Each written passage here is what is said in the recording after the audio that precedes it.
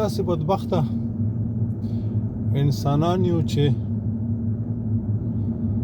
که چېرته په دیني علومو کې هم مخکې لاړ شو بیا نو یو طرف ګورو،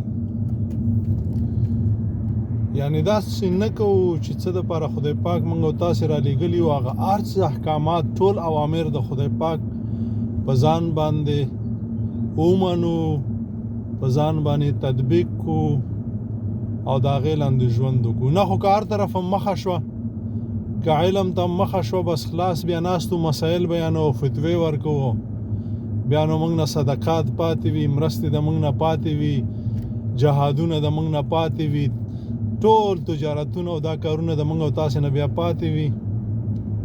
او که یو ځل مخه جهاد ته شو نو بیا موږ نه دیني علوم پاتې وي، بس وژنې دي او درز و غب دی په همدې کې خوند راځي. او که تجارت ته هم پام شو بیا نو د موږ نه د دین کار پاتې دی، د دین علم پاتې دی، دینی مسایل پاتې دي، د دین مهنت پاتې دی.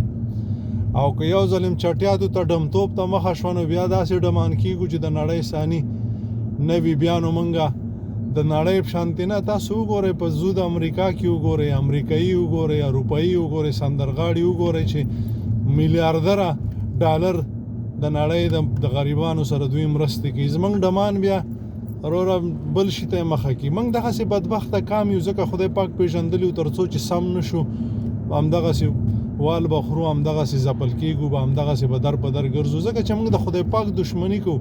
یو شي ته هم چې مخه شي بس بیا بل شی هم پرېښي، حالانکې خدای پاک موږ نړۍ ته رالیږلي یو چې موږ او تاسې د دین علوم هم زده کړو، د دین لاندې دین اسلام لاندې موږ او تاسې ژوند تېر کړو. دې ته خدای پاک موږ او تاسې رالیږلي یو چې موږ او تاسې ټول د خدای پاک اوامر چې څومره دي د دې لاندې موږ او تاسې باید ژوند تېر کړو، دا په ځان باندې تطبیق کړو او دا چې دی